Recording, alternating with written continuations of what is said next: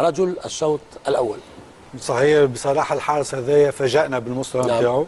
اليوم الريال ما سجله إلا هدفين، وشاهدنا أنه لولا تدخلاته كان يمكن الشوط الأول ينتهي 2-2، لأنه لا ننسى أنه خلق 3 أو 4 فرص فريق سيلتا فيجو. هذه الأولى رغم يعني هناك 3 أو 4 لاعبين أمام المرمى، والحارس دائما يقظ ياخذ زي من المرمى، يقظ متقدم الحال وتغطية ممتازة للزوايا، يقرأ قراءة جيدة للكرة الحارس هذايا، وتدخلاته دائما تدخلات أعتقد صحيحة. واليوم إذا الريال أصبح عنده دفاع قوي لأن هناك حارس ممتاز، ونشوفوا لنا دائما لنا نوليتو، والعمل في ال10 دقائق الأخيرة لفريق سيلتا فيجو، والحارس دائما اليقظة والقراءة الجيدة للكرة والمتابعة. أخطاء قليلة وقليلة، ما شاهدناش احنا أخطاء الحارس هذا منذ قدومه إلى ريال مدريد، ولهذا أعتقد أنه إضافة كبيرة للريال في المباراة. حتى كاسياس زكاه، يعني قال هذا هو الحارس الذي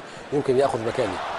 بصراحة أنا ما كناش نتوقع أن الحارس هذا يقدم المستوى هذا في بداية الموسم. شوفوا لأن أصعب تدخل كان تقريبا على 3 أمتار، ونشوفوا لأن تغطية الزاوية، شوفوا القراءة والمتابعة، واعتقد انه مكسب كبير للريال ودفاع الريال. نعم. ماذا يحدث؟ امريكا الجنوبيه تصدر حراس كبار للانديه الكبيره في اسبانيا. برافو. وكذلك نافاس.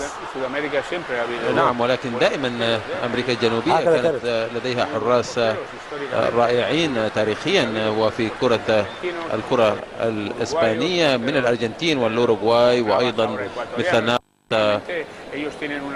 بكل تاكيد